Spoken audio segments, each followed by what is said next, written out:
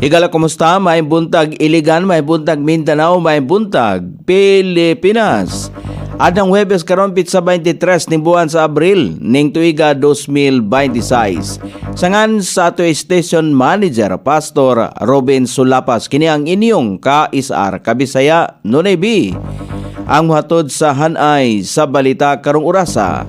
Mga Kristiyanong grupo nagpasidaan sa foreign funding bill sa India.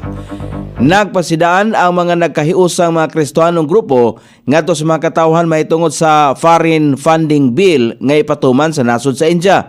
Katuyuan sa nasong balaod noon mao ang paghataw og kontrol og oversight ngadto sa mga mosulod nga pundo gikan sa gawas sa nasod paingon sa mga kasimbahanan. Kini nga balaod noon ana pa sa kamot sa mga magbabalaod. Kung kini nga balaod mapatuman, mahatagan ang gobyerno og katungod nga bawion ang mga kabtangan o property nga gipangalan sa simbahan. Gitan-aw sa mga Kristiyanong grupo nga pamaagi kini sa gobyerno aron bantayan ang financial nga kalihukan sa mga Kristiyanon sa naasoing nasod.